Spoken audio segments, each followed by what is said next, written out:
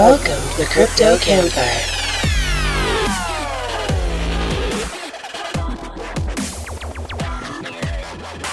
They're free with purchase. Mitch and the Professor. Featuring special guest, Colin the Crypto Ocelot.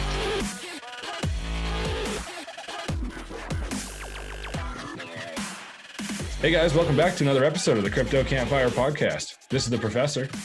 And Mitch. And today we're going to be talking with Colin the Crypto Ocelot. But before we start getting into that, let's take a look at the crypto news from the Crypto Gent.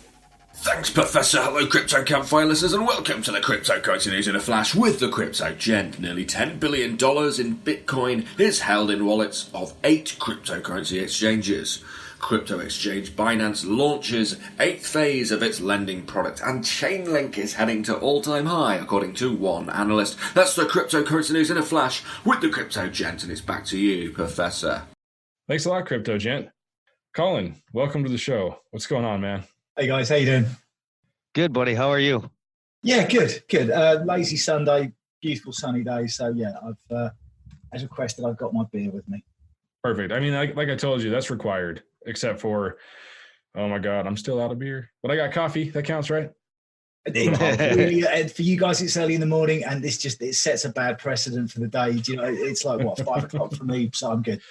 Yeah, right. It's 8 o'clock in the morning. I know it's 5 o'clock somewhere and all, but maybe coffee's better for me. I probably should have made another cup. Yeah. Colin, it sounds like it's been kind of a rough morning for you, huh? I woke up with a really bad hangover anyway, and you'll forgive me, I've got a bit of a black eye because my 1-year-old puppy head-butted me awake, which obviously isn't helping for the video at all. So yeah, it's been a bit of a crap start today. Made worse because I had to go sofa shopping and grocery shopping, and I've got no more hair to lose, guys. I don't know what else I can tell you. I'm really glad I've got a beer in front of me. Probably doesn't help waking up and having to deal with a massive spider, right? You saw that? Yeah. So this is it. So I'm up like the crack of dawn. I'm an early riser, so I get up there, head down to the toilet, and think, oh, this is the right way to start the day. This is my thinking spot. Did you just say the crack of dawn? Yeah. I didn't realize you were married. All right. Well done. It's 5 internet points for you. Yeah, so I was sitting down and there's this thing and it's just looking at me and I'm looking at it and I didn't notice it straight because I've got a book and I thought, well, this is fine. And I look over and it's looking at me like I'm in the wrong place. So I had this really terrible English thing. Oh, I'm awfully sorry. I just thought. Let me just move along. Well, it's like Mount Doom has obviously had a restructure and kicked this fucker out. I was like, where did you come from? Why are you wearing my shoes? It was massive.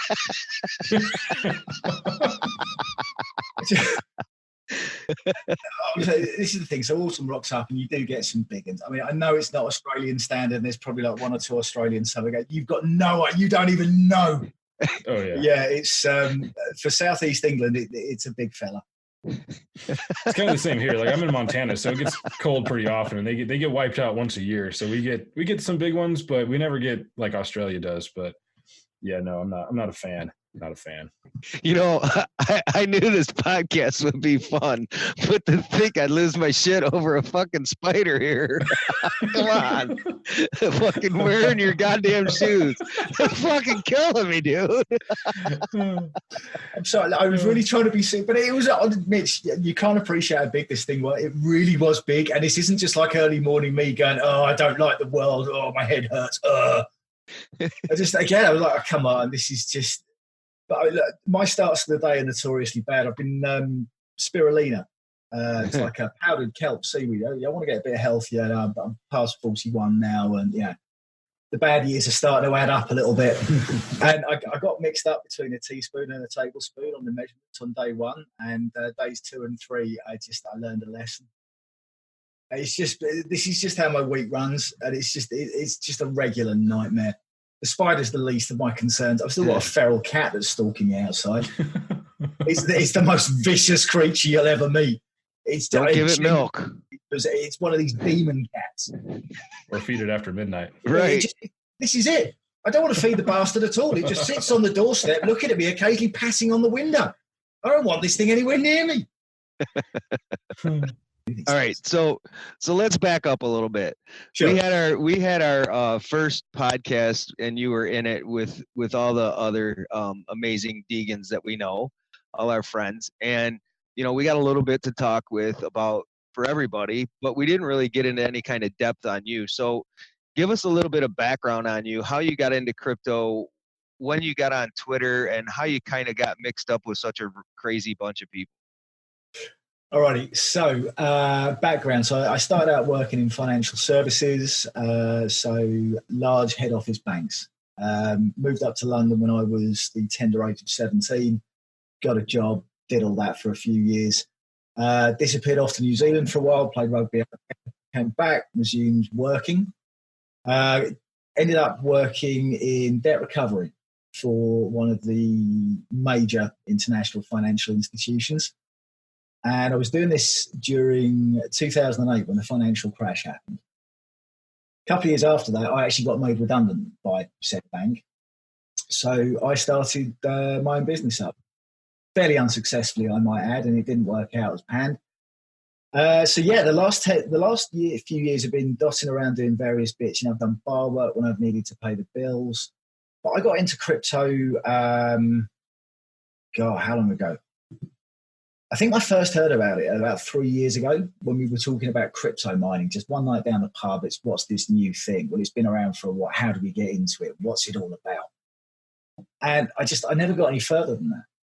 And all of a sudden, there was that massive spike in December of 2017 when it's all over mainstream news. There's Bitcoin is 20 grand. I'm like, oh God, I've missed the boat. I need to get this now. So I FOMO'd in and I got myself into Litecoin, because I thought this is a good investment. I quite like the sound of silver to gold, which is how Litecoin was sold at the time. Bitcoin is digital gold, Litecoin is digital silver. I'm a silver sort of fella. I can get behind it. And obviously that went, about as well as everyone else who invested in January of 2018. Just, it went completely tits up. And I watched this guy. It turns out you don't just buy crypto and become an overnight millionaire. Who knew? So that was really, kind of my intro to it. And I'll be honest with you, in terms of timing, I've managed to turn up at just the wrong time in that, as I've done with so many other things in my life. So I've, kind of ridden out this crypto winter. I got involved in Twitter back here. It was last year, really. But this is, this account I set up this year. It was really just a bit of a goof off on my part, just to have a little bit of fun. But I found myself writing bits which is something unexpected. It wasn't anything I expected to do, and maybe this is a middle-aged thing on my part. But I've started actually putting finger to keyboard or pen to paper, if you will. And I got really interested in the scam topic after I got turned over earlier this year. So that's been one of my main things, is writing and learning all about the scams that are going on in this space. Because this place it's great. There's so much opportunity. There's so much support. There's so much belief. With the DGen podcast that we talked about, the guys there they're just such a wonderful group of people. They really are. It's such a mixed bag too. But they're all really supportive of one another. And that's been Twitter for me in the minutiae. People are really genuinely supportive of others' projects. And do you know what? If you don't like it, there's someone else doing something you would. And this space is made for some very strange bedfellows. I'm not going to lie. I'm in contact with some people that I never thought that I would ever hang out with or get on with. Right. But we've got the same sense of humor, and we've got the same ideas, and we live through the same shit. And much like me, these people haven't taken life as seriously as others.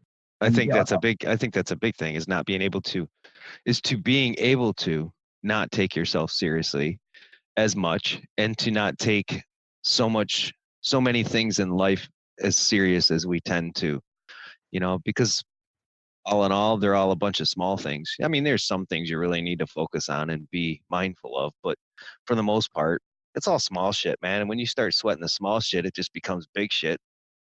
That's all it is. You got to have fun. If you don't have fun you're just going to hate yourself after a while. Exactly. Yeah. And getting all tied in knots over little things on Twitter and stuff like that, who's got time for that? Take a breath, enjoy yourself. But, You know, don't take everything so seriously, like you say. Relax, have a good time. Yeah. Yeah, And it's more fun that way. this is why I came along. This is why I stuck around, because that's what it's been for me. It's been great. You know, I've met some awesome people. You know, I've chatted to some people I never thought I'd get in contact with. I'm talking to CEOs of companies, listening to exactly what they're saying. And if you ask them something, occasionally they do respond. It's a crazy time, because we're talking to people who are realistically going to be world business leaders in the not too distant future if what we all believe comes true. You know, these are going to be pioneers of a brand new space. And I don't want to squander this opportunity.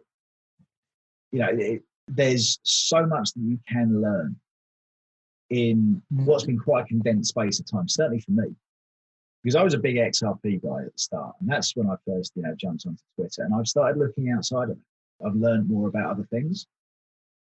And it's, you've got people like the Tron guys, you've got the Litecoin guys, you've got the Bitcoin guys, XRP, Ethereum, the Holochain guys, Digibyte, on it goes. There's all these really separate communities. And like you guys, I don't really understand why. You know, you just kind of like find your circle and you sort of get lost in that. But then everybody gets so stuck in it. You know, I don't understand why there's so much negativity. You know, I think that's the biggest part of it is once you do find that circle, if you don't have that kind of mindset that is able to think outside of the box and always stay connected, you get pulled in, and then I don't know, you get this like cult mentality, and then you hate on every other coin. And I don't understand that. You know, it's we all are in this together. We all started out as one big team, and then people started working and building new things, and then you hate on them because they built something new. Like, I mean, you should celebrate that, and you should join in on it and collaborate. I don't know. It just confuses me. It is. And this is, part of my work history as well. I've done the big corporate stuff, and I've done all the way down to bar work and all points in between. And, some of my history, I used to research firms really, really closely. I used to look at what the business was doing as part of the analyst side of things for the banks. Used to learn about how to present things. You find out who the good leaders are, right? The people who actually drive a business. And, you kind of learn this stuff a bit with life experience. But, same, you see something that piques your interest. And this is certainly what did it with me for crypto. And, I can only second guess so much. I don't know. So I've got a theory. I hope my theory works. I mean, that's what the point of a theory is, right? Yeah, well, this is it. Form it. If it doesn't work, then you revise it and you keep on a good building. So, yeah, this one is this one's my big. Think of this like my opus dei of theories. Nice. You're getting there. It's awesome, man. I mean, I'm impressed with some of the work you're doing, and especially like with the scam stoppers. So I don't know how much you know about the Cerebro project that Mitch and I are working on, but a big focus of that is trying to provide some good formatted educational material to people coming into the space and for veterans alike. I mean, not just for new people, but I must say this morning, I kind of read through that briefly, and I don't know, but I see a Cerebro content contributor sitting in front of me. So I think we need to talk about that. Okay. Yeah. Awesome. Yeah. Thank you. Yeah. Thank you. There's a gap that we have in content we're trying to create now, and that fills it almost perfectly. So okay, well, if you need some dreadful shit posting as well, I mean, I'm your man. Hey, that's perfect. We do have a Telegram group, so dreadful shit posting is welcome. Right. Sort of. I didn't say that, admins. I'm very sorry for the shit you're about to deal with. Right. Mills will forgive me. I don't know really about bad. that. I'm sorry. I'm a really bad influence. I'm so sorry. I've already just compromised my entire project by just allowing all the shit posting, and it's all your fault. It's all gone. It's all down the fucking drain, and it's all because of Colin. Right. That's all right. We'll take him along for the ride. Sweet. Yeah, I mean, look, thank you for that. First, so the reason I got this website set up and the reason I put all this stuff together is that I got turned over earlier this year by the arbitrage bot that was doing the rounds. I don't know if you guys saw this. Did you hear anything about this? Did you know about it? I didn't really know too much about it until I read your bit on how you had to deal with it. So this also goes back to what I was saying a few minutes ago about how the difference between the communities, there's this sense of tribalism that people don't talk amongst each other. Because the scammers do operate within the same space, and most of this stuff it's exactly the same scam, just with a different window dressing. Oh yeah. And so the arbitrage bot, really simply, what it did, arbitrage is different exchanges have different prices at the same time. Things fluctuate. We all know this. So the idea is that the arbitrage exchanges coins back and forth, high, low, makes a certain amount per day. Effectively, think of it like a high yield interest account, if you will. So the concept's really simple. This is what the bot does. It's programmed to do this. And the rate of return was 1.5% a day, which is nuts. So it's one of those too good to be true things, but that's the thing. That's exactly it. But you dress this up as a legit program that is a little bit slippery, but not illegal. You know, the regulations might change this, so you've got to get in now. And there's a sense of urgency that's created. You know, you feel that the FOMO is a real thing. You see other people doing it. And, you know, as I said, I'm ex-financial services, right? I'm not daft. I've been, you know, I've had card tricks played on me. I've seen magic shows. I've seen dodgy people selling stuff when I've been away on holidays. But so this arbitrage thing to me made sense. I thought, okay, well, everyone else is doing it. Why not me? So I looked at the website and there's a load of spelling mistakes. And I'm thinking, well, that's a bit weird. That doesn't look great. It's not very professional. Fine, all right, we'll go on. I looked at things, there's no physical address for the company. I thought, well, you know, that maybe makes sense because they're brand new. They've just set up websites new. Maybe they're not updating it. I made all these self-justifications as to why I should put this in. How, if I didn't, I was going to be much worse off further down the line. I'll only do it for a certain amount of time. I'll get my amount back and the rest is just fun money. It's all the losers' mentalities you hear about at the casinos. And I still did it. Like an absolute moron. I still went, yeah, it's good. Yeah, do that. And then worse than that, a week later, because I saw it was working, I went and put even more in. Like, oh, God, fine. Great. But this is the thing, you know, I can handle my own stupidity. And God only knows there's been enough of it in my life. But what was the real kicker for me is that someone used one of my referrals. And some dude that I didn't know who, you know, we chatted back and forth on Twitter for a bit. He's a really lovely Aussie guy. You know, I consider him a mate now. Also got stung at the same time as I did. And just, I mean, my own personal guilt for having screwed up was just, you can't imagine how much worse I felt. I want to say that a big part of how successful these scams are is that we're kind of almost developing a mindset that conditions us to scams or things that are scams but don't look like it, because in the crypto space there's so many people from all around the world that you have major language barriers, right? And so we've kind of gotten used to spelling errors and things like that being common. You know, somebody from another country translating things all over the place. I mean, it's all, even the really big projects have stuff like that. Sure. Things like not having the address that you mentioned. You know, there's a lot of projects out there, big major ones, even the top 20, top 30. There's some that don't have addresses or real team members because of privacy. And we look at that as normal because we're in a space that's so focused on privacy. And then you have the too good to be true concept. You know, you say you're 1.5% in crypto. That's like nothing in what people look at in financial services, like your background and stocks and stuff. 1.5% is insane. That's like, you know, flags go up. Are you kidding me? I'm going to make 1.5% every day. No, you're full of shit. In crypto, I mean, that's not as far out of the question as it seems at face value when you're used to making 20 or 30% on one candle out of nowhere. And this is the thing. And this is how they sell it to people. I mean, yeah, Mitch and I are both huddlers. And, you know, neither of us trade. You know, we've got a dream. We add to our dream when we can. And, yeah, that does for me. I'm cool with that. I don't want to take that chance. You know, I'm aware of the complexities of trading and I've seen it firsthand, and I don't want to gamble anything else. I'm good with where I am. But you sell someone a dream that you can compete with someone who does trade all the time. And how this was sold to me is, imagine you can earn interest on your crypto. So rather than leaving it sitting there on a ledger that's sealed in wax, that's hidden in a book, in a locked safe, under an old shed, buried in concrete, or wherever you keep it, you can actually leave it in an account somewhere and it accrues interest for you. Now, this sounds great because this is, as you so rightly said, this is an existing financial services product. But the percentage is eye-watering, but not for a trader. For someone who's never, let's say they've never bought a savings account, they've never had any kind of investment portfolio. I never did. You know, you're 21 years old, you're fresh out of uni, fresh out of college, you've just started your first job.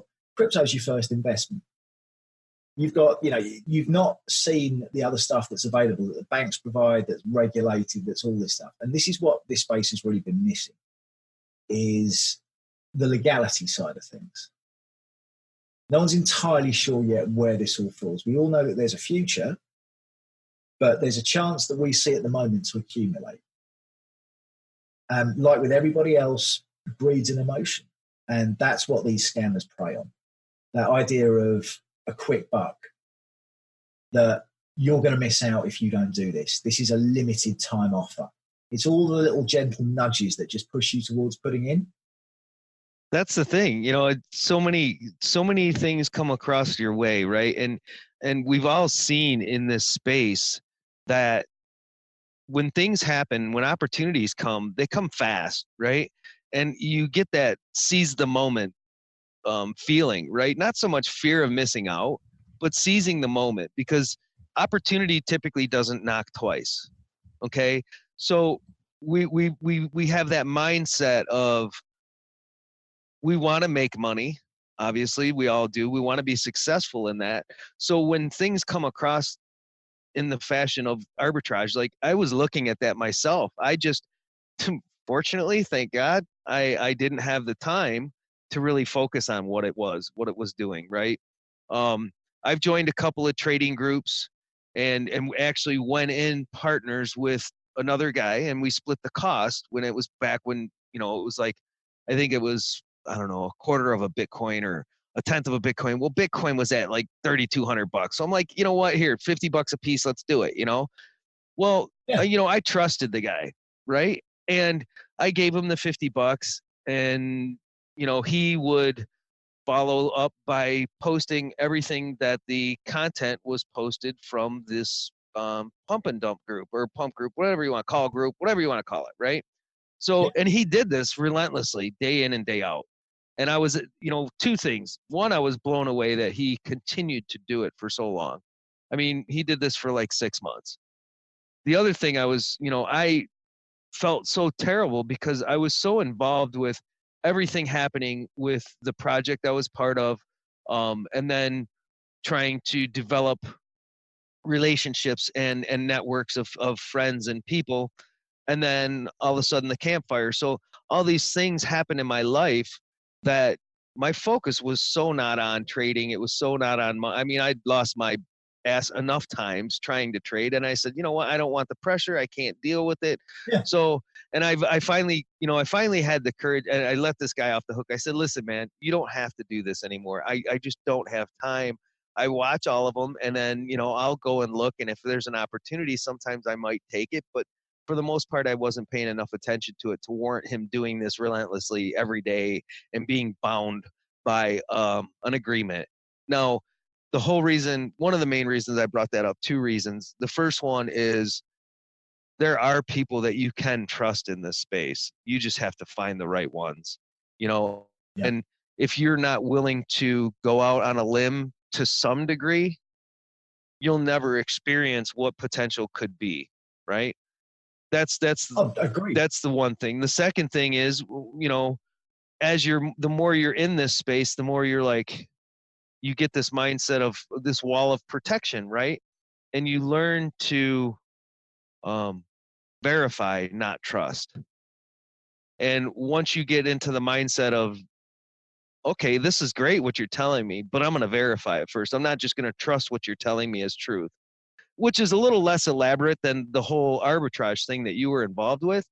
But, you know, like, I don't know, it was a little while ago, this guy hits me up on Twitter, and he says, hey man, I, you know, been following you, blah, blah, blah. And I talked to, and he threw out a couple of names of some big people that I've taught, you know, that I'm friends with. And, you know, I want to talk to you about crypto and blah, blah, blah. And he's like, can you call me?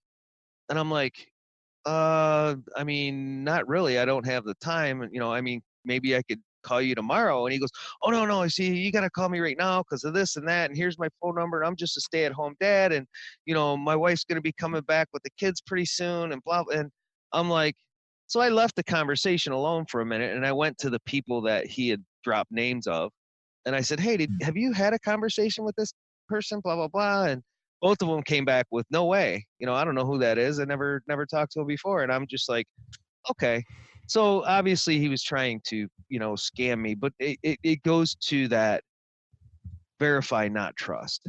It falls to that. So, you know, some things are going to be harder than others to spot. And I really appreciate that website. I'm going to spend a little more time digging deep into it because it's obviously been something that's been a passion for you to work on, and for good reason. I mean, look, it's, I don't know, for me, it was part self-confessional as well. I needed to get it off my chest somehow. And I mean, it's helped a couple of people, which is great. And as far as if it helped one person, I was going to be happy. But the fact that other people have actually shared it, I mean, it's great. And this is my thing, right? I mean, you guys are all about encouraging adoption into this space as well. Mitch, you hit the nail right on the head. You know, there are some great projects out. There's some really good things going on that you can actually put into. You know, there's Bitru run a crypto interest program called Power Piggy. Binance have started doing it. I know there's others on the way as well. You know, there are ways and means that you can do this besides just hodling now. People are starting to learn that. It's the differentials. And, you know, Perf hit it again, another nail on the head, that we are used these days to finding things like, you know, spelling mistakes occasionally, or there is no physical address. And a lot of this, the easy identifiers, they're not as easy to spot as they used to be. But Mitch, I mean, I'm sure you remember the days of spam email. Mm-hmm. Oh, yeah. When emails first turned up, and you used to get the ones through from Microsoft where Bill Gates was giving away $10 per person that you sent this email to. Oh, Yeah. God. Those were the days, man. Yeah. All you had to do was send that email out to every single person in your inbox, and you would magically get $10 Yeah. through the internet. Because yeah. So you go, I'll send this to 600 people, and then I'll have 6,000. Oh, this is great. And lo and behold, nothing ever happened, and you just got 6,000 people who don't want to talk to you. Yeah, I still want to talk to Bill Gates about that. I'm waiting on my money. Right? Do you have contact information for his ass? Yeah, he's doing philanthropy now, so he'll be a lot more keen to give it away, as I understand. Sweet. I'll get a hold of him right now. You know, it's kind of a good lesson in the evolution of social engineering, right? I mean, the early days of social engineering, it was like just that. You know, it was just a matter of playing on people's gullibility. And that still happens to an extent. Agreed. Everybody's, and not just in the scam side of crypto, but also in the cybersecurity space. You see it a lot with hacking and stuff, especially with the techniques that are out there, machine learning and stuff like that, that can basically just go out and generate a profile on everybody with all the data that's been mined. You know, you can build a profile of somebody and real names and real email addresses and real information of contacts and people they're close with and where they work and what they've done. And it really doesn't take much to convince somebody that you're a real person who is really part of their circle of friends or in their network, and develop a sense of trust that you wouldn't have when you get an email that says that Bill Gates is going to give you $10,000. You know, there's when you get a phone call and it says, hey, I just talked to so-and-so who's like your boss, and he says do this and that, like, you know, I mean, most of us are smart enough to see those things, but there's a lot of people that are still they still have that gullibility or that naivety. It doesn't take much, unfortunately. Well, I'm sure people are still going to be getting emails this week from Robert Mugabe. Oh, yeah. From beyond the grave, who's desperately trying to move his gold out of his coffin. Yeah, they don't ever stop. Or like one that we've been getting, I'm a IT manager, and one of the big spams that we've been getting a lot recently is the Bitcoin one, where it's we caught you watching porn. It's the same variation of the same email that's been going on for 20 years, but now it's got Bitcoin in it, right? We caught you watching porn through your webcam. I've got a video. I've got a list of what you were watching. I put a special tracking pixel in this email, so I know that you've read it, and you've got to send me 1 Bitcoin to this address, or I'm going to release it to blah, blah, blah. And it's got a list of all like their contacts and stuff. And I had a few people like legitimately come to me concerned, like, do I need to do anything about this? They've got my password in the subject. Like we actually had an email breach before I started working there. And so all the passwords were hacked at one point and they've all been changed, but somebody got a hold of that old password list, and some of these people that were working there at the time were like, fuck, that's my real password. You know, it's not anymore, but that was my password. This guy's got me. I'm done. And I actually looked at some of the Bitcoin addresses. Well, you know they were. I mean, why would they come to me concerned if they weren't? Right? But, wow, I've never been here. Oh, the crazy thing is, I looked at the Bitcoin addresses on a few of the emails because they're always different, but there was actually some that have received Bitcoin. Like you tell yourself, nah, nobody falls for this anymore. But I must have seen at least 1.5, 1.6 Bitcoins in the 6 addresses that I looked at total. And it's like, holy shit. And that was $8,000 when I was looking it up. So, I mean, like, they're making money, but I mean, it's about education. We've just got to get the word out and show people what to look for. And you're never going to be able to 100% solve it. You're not going to get to everybody. And the ones you get to, a lot aren't going to believe you. But we just have to keep fighting for it and trying to help people a little bit if we can. I mean, crypto's quite good in terms of, you know, the stuff is traceable on blockchain. But again, I mean, it's like so many other fraud cases, and it is fraud. Yeah, make no mistake about this. Yeah, anyone who's got yielding these arbitrage bots, these, you know, make $1 billion overnight, just send us the money. You haven't got to do anything. It is fraud because they're not delivering on what they're telling you. But, you know, you think about fraud in the real world, how long it takes to recover funds, how disinterested police are, a bit, you know, unless it's massive amounts. You know, you hear about multi-million-dollar frauds and then people are interested. But some guy who's been turned over for $3 grand, $5 grand, $10 grand, you know, that's a file that sits in a desk that gathers dust and then just gets thrown away. You know, the amounts that people are losing. And for a lot of people in this space, there's some serious amounts. They've put this stuff aside hoping for a better life. But they're losing a lot because they're being sold these dreams that there's this infallible program that beats the system every time and you're guaranteed success and you literally no effort on your part. These are all the same signs that have been going on for years, all the way back to the Ponzi's and, you know, back to the turn of the century stuff. It's the same deal. You just have to give me your money and then riches will follow. So for lack of a better word, let's kind of turn the subject a little bit and let's talk about kittens. Uh-oh. So you've stolen his heart. So, you know, I gather that you're into kittens and little cats are have a soft spot in your heart. So care to elaborate on that? Yeah, I do. I really like cats, Mitch. I'm not going to lie. I grew up with cats. My cat died 7 months ago. Oh. And the place just felt a bit empty. So the problem with being on the internet a lot is, you know, you're just bombarded by cats all the time. So I'm finding myself just sort of casually just go, I wonder what, just have a look and say, oh my God, you're how far away and you're how much more? I could definitely. I could get there right now. You know, if this was on a Deegan podcast, we'd be in trouble. You know that, right? Oh yeah. There's so many jokes. Oh my God. But I have 2. So, you know, I grew up with dogs just, you know, as an opposite. And the last dog I had was my best friend and I put him down a couple of years back. And we ended up getting a cat. And I was like, oh God, you know, what are we doing? A cat? Really? So I'm like, you know, I don't think I could do this, blah, blah, blah. No, next thing, you know, I'm just totally in love with this thing. Well, about 2 years after that, you know, the neighbor's freaking dog kills my cat. And like literally outside my window. And it was like 3 a.m. and you want to talk about someone coming out of their shit. I mean, shotgun and everything. And, you know, anyways, so that was really hard for me to have happen. And it was probably about 2 years later, you know, at that point I was just like, I'm done with animals. I can't do this. You know, the heart can't take much more of this. And so I ended up a couple of years later, we ended up getting another cat, and I was like, oh man, come on, really? You know, I wasn't sure if I was ready for it. and she was just a total love.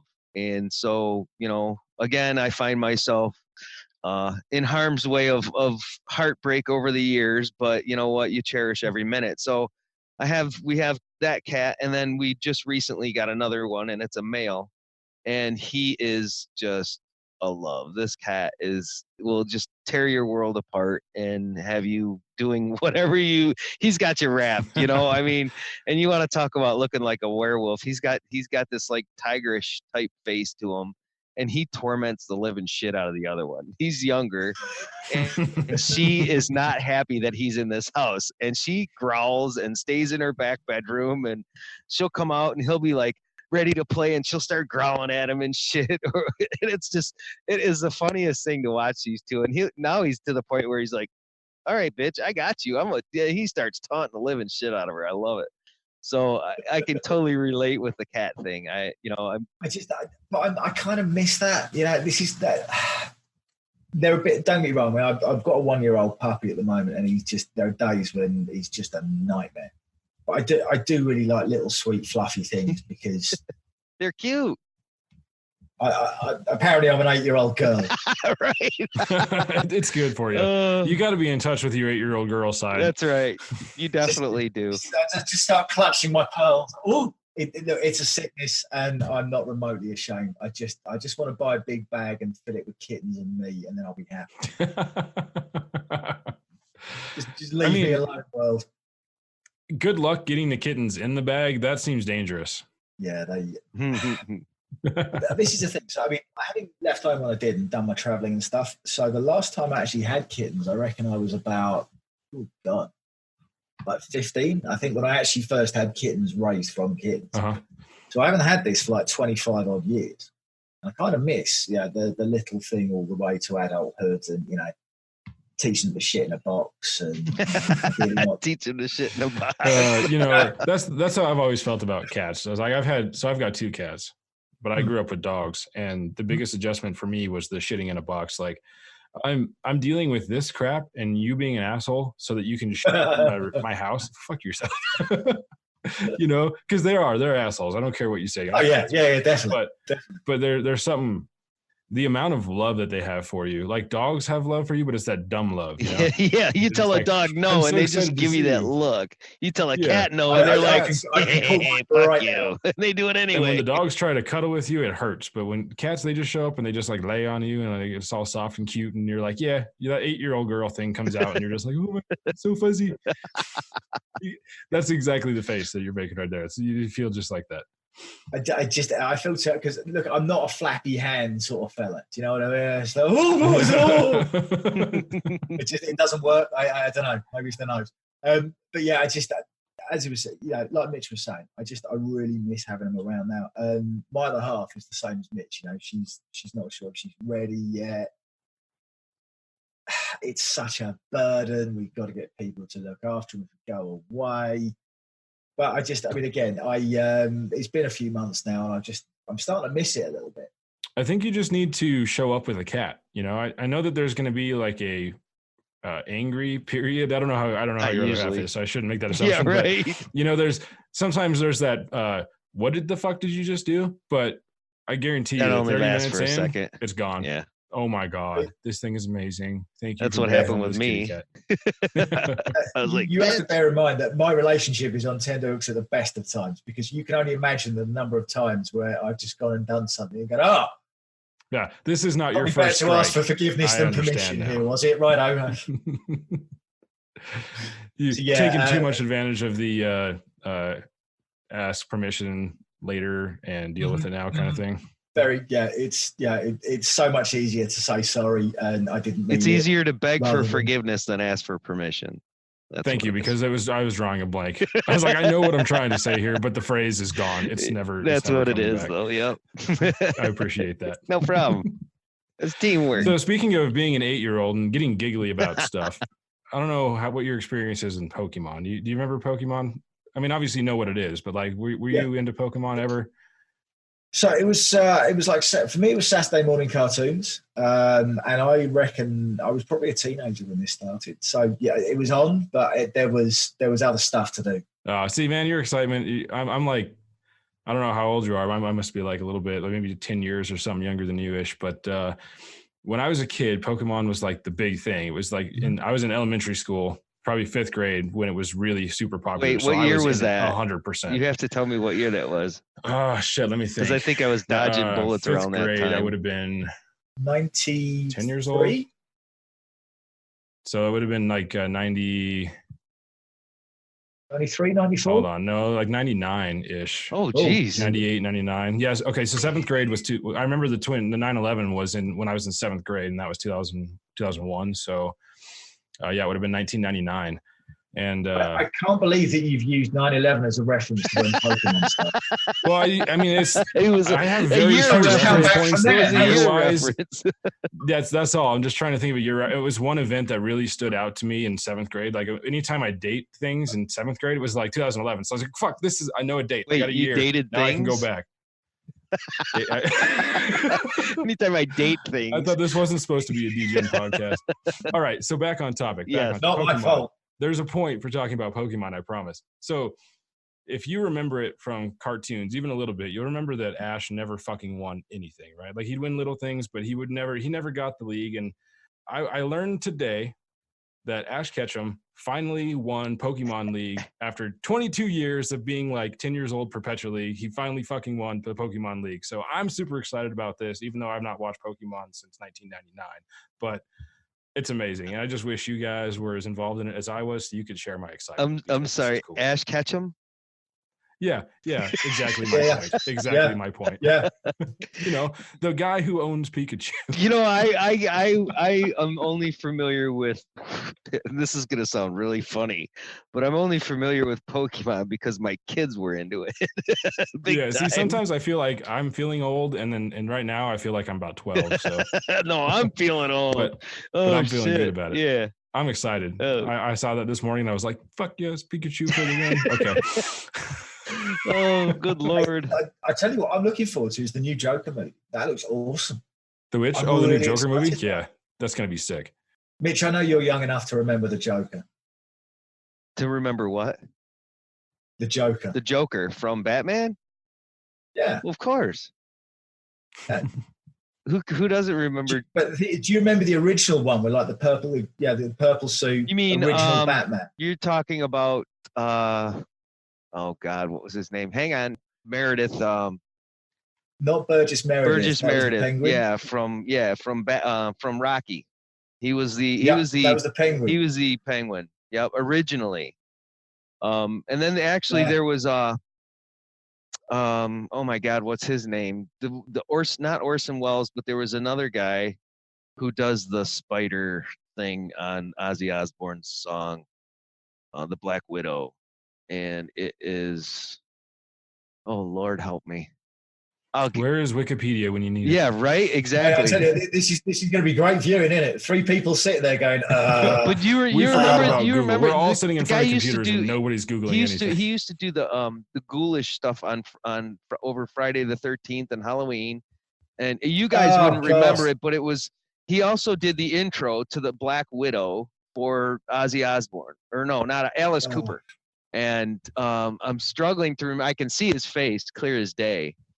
I'm Googling. Hang on. Let me see what I can do here. But Vincent Price. Vincent Price. Yes, he was. I think he was actually a Joker at one time too, if I'm not mistaken. Well, we can Google that up too. Right. Vincent Price, Joker. But That's a suggested result. Yeah, he was. Okay. No, he portrayed Egghead in the TV series. It says, according to this. Yeah. Nice. All right, so I wasn't too far off. But yes, so Burgess Meredith was probably my favorite. Jack Nicholson, he was decent. I mean, I love Jack Nicholson, don't get me wrong. He's a fabulous actor, and probably my most powerful one for me was A Few Good Men. You know, you can't handle the truth. But, you know, and just a very powerful actor. But so anyways, where were you going with the Joker thing? Well, the thing was, it was the Batman thing, right? Because I grew up with the same Batman that you grew up with. Okay. I totally missed out the whole Pokemon thing. So this kind of skipped me by, because by that stage I was interested in girls and smoking and cider, and spending as much time outside of the house as possible. So, but the whole Pokemon thing is just nuts.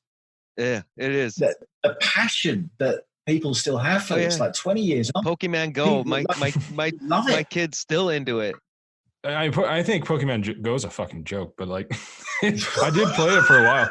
But I will say, I mean, there's that when I think about Pokemon cards, the original 151, if I see one, I mean, it was like my thing. I was so excited every time I would find a Pokemon card on the ground, which happened.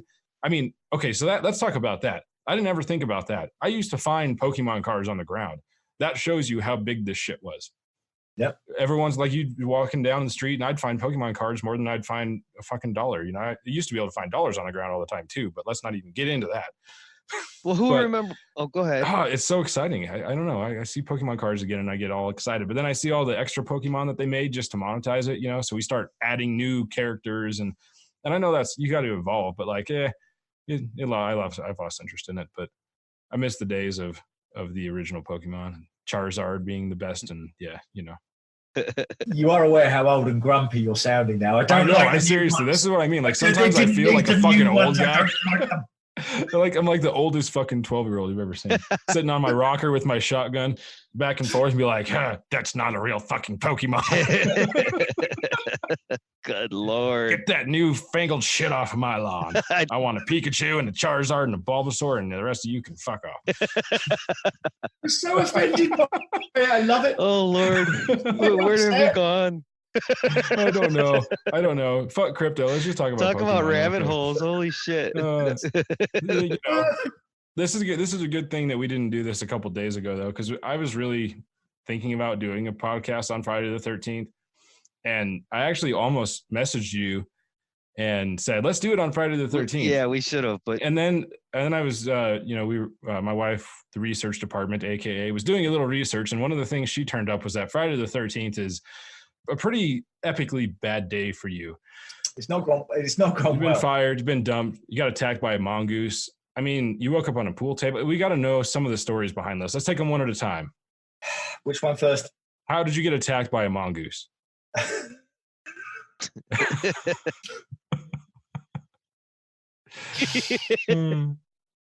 He's dying. I think there's way more to the story than I could have ever imagined based on that face. It was a few years ago. It's about 10 years ago now. I was in India at the time.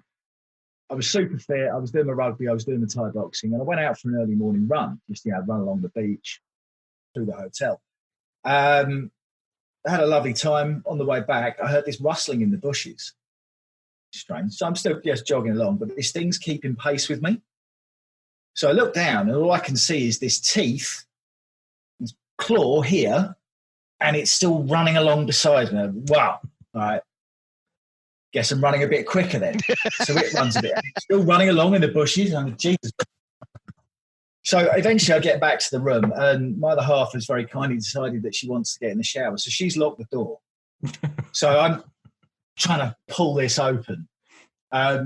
Gave up, turned around. I've got like one of the chairs that's on the porch, and I'm ready to go. So I'm not running any further. This is it, possibly. And luckily it didn't happen. But yeah, so when I finally got let into the room, I was like sweating buckets, had this wide-eyed stare. Like, did you not hear me? I'm screaming. I'm being chased by a mongoose. Let me in, please. Why does nobody love me? Well, so this is the thing. So I didn't know it was a mongoose until like later on that evening, because I was talking about this at the restaurant, how I'd nearly died. And I was like, oh, no, it's a mongoose. It's good luck. I was like, oh, how's this good luck? He said, it just means there's no snakes around. I was like, oh, great. Well, they're snake-free holiday. Wonderful. I'll do this again. So after that, I'm walking along with a stick, poking everything, just to be on the safe side. So that was what was the other one? Got dumped. Yeah, just that was a thing that happened on that day. I wasn't really good boyfriend material, I think, ever. Was that at all related to waking up on a pool table? Or was that a different Friday the 13th? That might be a different. Because I could see that being the same Friday the 13th or Saturday the 14th, maybe. Yeah, so I mean, look, I've woken up on a couple of pool tables over the years because my 20s were spent, really genuinely quite poorly. I'm not going to lie. My life hasn't been entirely devoted to prayer or good works. So yeah, I woke up on a pool table and had to get into the office for a presentation. And the problem was I was locked inside a pub. And I'd never been to this pub before. And I didn't go back either, just so we know. So I had to break out of a pub, and that set the burglar alarm off. So that I then had to turn up in the office in the same clothes that I was wearing from the night before, but just reeking of beer. So obviously you can imagine how impressed my boss was with that, which actually didn't lead on to the fired bit. I didn't get fired that day, which was good. I did get fired from a job. I got, what was it that happened then? Yeah. For legal reasons, I am not allowed to actually talk about why I got fired on a Friday the 13th, but it involved an incident with a fruit bowl in the canteen. Oh, Jesus Christ. that sounds like Degen special number 2 material. I basically had to sign a thing to say that I wouldn't talk about it, and they'd still give me a reference. Hey, as long as you got your reference. Someone got quite offended by my repeated display of the fruit bowl in a canteen at work. Bananas and kiwi fruit, and that's it. I got you. So I had to. I was on a temporary contract as well, so I had to go to the agency I was working for and say, "Yeah, my bad. Have you got anything else for me? Because I'm available now. Can start. Just make sure they don't have any fruit bowls. So let me ask you: Do you have any tattoos? Yeah, I've got 3. You got 3. 4. Sorry, 4. What did you think of the tattoo challenge that we were gonna do for Witty? Do you remember that? It was about 3-4 weeks ago with the strawberry tattoo that Money Alata had designed, and I was trying to get Witty to get it done. Remember that? And he was like, "I'll do it, but you guys got to come up with the money." I was so totally disappointed that not one Deegan came forth and said, other than what was it, me, Money, and Snow Script had all put in $50 a piece. And not one other Deegan said, "I'll jump in on that." Not one, to raise money for that thing. And I was actually kind of blown away by that. But the whole premise of the tattoo and the strawberry, I think, is still on. I think that's so sick. And maybe not in the specific locale. I don't know that I could do that. Not to mention that Money said it would have better detail because it was the size of a pack of cigarettes, like 2.5 by 3. Yeah, it's going to be bigger. So we know that's not going to fit Witty. Yeah, but, exactly. So that side, did you say he's coming to Philly? I don't know where this conversation's gone. It was like 20 minutes ago we're on kittens, and now we're on a whole other topic. Yeah, okay.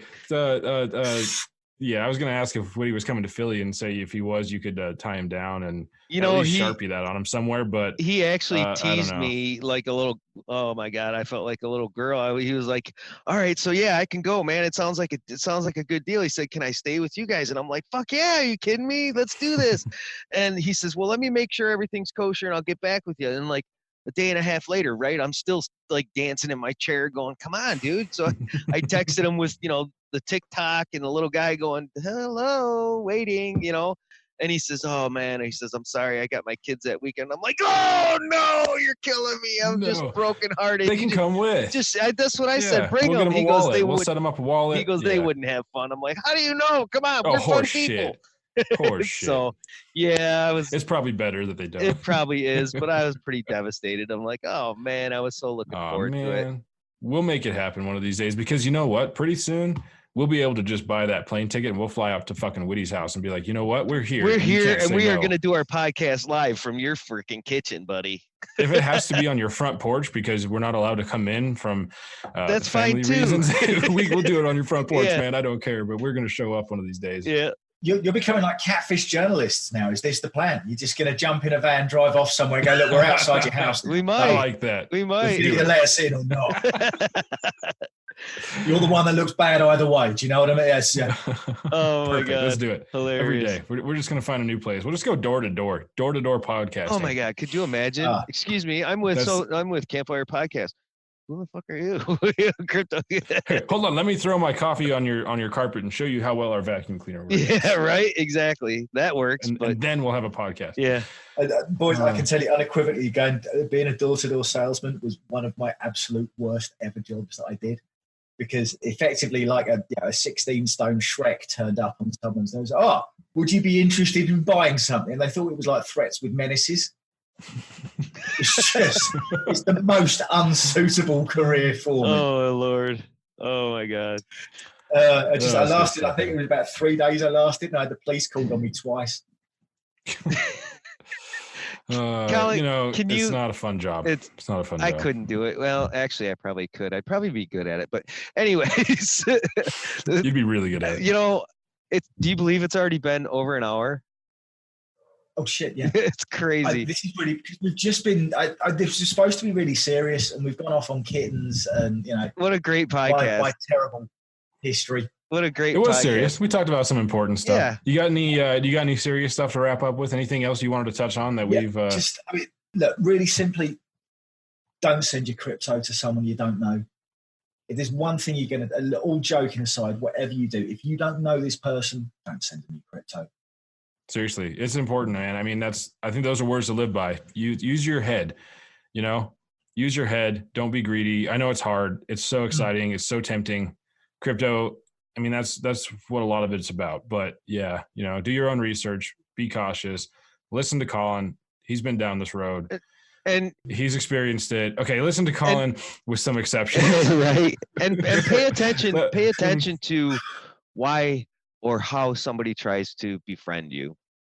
Really, if you think of that, pay attention as to the circumstances of how you met and how your interaction became to be. I think that has a lot to play into it, because if somebody just, like the guy I want to talk this and I want to talk that, and I really, tries to blow you up. And then, like you said in your write-up, Colin, people can really take advantage of your heart, or take advantage of your innocence, and try to befriend you and have the same interests and blah, blah, blah. And then, so. Yeah. I mean, we talked cats earlier, and it's about creating an emotional link. Yes. The more that, they've got these similar history to you, they're like the same sports, that whatever this common ground may be. But the idea is that it just convinces you that they're on the level. Okay, you don't need that second convincing. If it looks dodgy from the start, right? It's likely going to be exactly. And this final word, don't trust, verify, and educate. I'd like to add that to that. Oh, for sure. Don't trust, verify, and educate. If you make the mistake, if you learn something, if you find something because you verified and you failed, the verification failed, share that. Tell people. Don't be ashamed that you made a mistake. Absolutely. Nope. Just own it and learn from it. That's the biggest thing with mistakes in life. It's not that you made the mistake, and it's not the mistake that you made, but it's how you recover from it and what you take away from it that makes you a better person in the long run. So that being said, Colin, thank you so much for coming on the show today. It's been a blast. We really enjoyed having you, for sure. Thank you. Seriously, man, we could have gone 2 hours easy. Oh, for sure. It's felt like 20 minutes. This went by really quick. We'll definitely have to do this again. Great. Yep. Sounds good to me. Awesome. Thanks, Thank man. you, guys. Sweet. We'll talk to you soon. Thanks for joining us, dude. Thank you, mate. Catch you soon. All right, brother. Have a great day. We'll talk to you soon. Take care, buddy. Cheers, Mitch. See you soon. That was a fun one, man. Oh, yeah. Absolutely, it was. That was a good time. I really enjoy him. And he, something hits you and impacts you, and you can turn that positive out of that and create something to help others so they don't get or fall into the same trap that you did. That's pretty big. That's pretty huge. So my hat's off to the guy for sure. There's not a lot of people that are willing to put that out there, or like you say, admit that they made a mistake and then help educate others on it.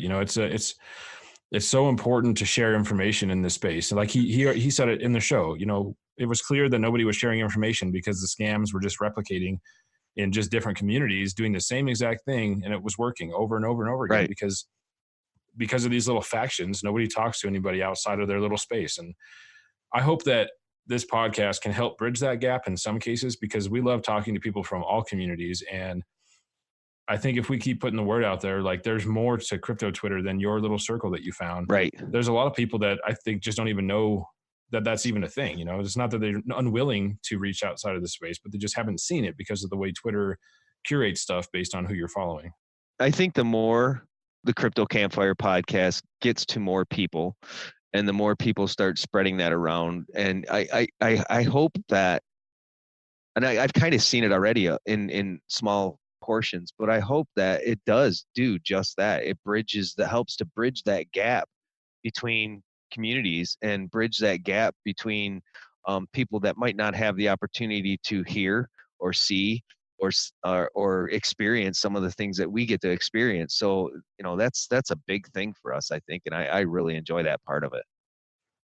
It makes me so happy and proud. I would say proud to do this. It's exciting and it feels good to bring people together and grow the family, Yeah, exactly. It's just, it's about touching lives. It really is. And, there's been a few occasions where I've had somebody say, this is all, thank you. If it wasn't for you, I wouldn't be doing this. And, that kind of stuff feels really good to be able to impact somebody in a positive way. Yeah. Absolutely. So Good stuff. anybody who's listening to this podcast, I'd like to issue you a challenge. I want you to go on Twitter today, find somebody new that you've never talked to, find somebody who supports a coin maybe you've never heard of or never researched, or somehow locate somebody on crypto Twitter outside of your normal circle and reach out to them, follow them, introduce yourself, and just start talking to them on Twitter and see what it feels like to bridge that gap. It's amazing. It's amazing. And when you do it, tweet about it. Right. Okay. And hashtag experience the community. We want to know this story. We want to hear, we want to see people coming together, and we want to see communities becoming one. So do it. Tell us about it. We'll talk about it on the show if we see some good stuff. Hell yeah, definitely. On that note, guys, you have yourselves a great day. Thank you so much for joining the show, listening, and enjoying our conversation that we had with Colin. It was definitely a good time for us, and we hope you enjoyed it too. Thank you for following us on YouTube. Thank you for watching the videos and the stuff that we do post on YouTube. And for those that have joined us with Instagram, thank you so much for that as well. You can find us on multiple platforms. Keep loving it. We'll keep bringing it to you. You guys have yourselves a great day. Take it easy. Peace.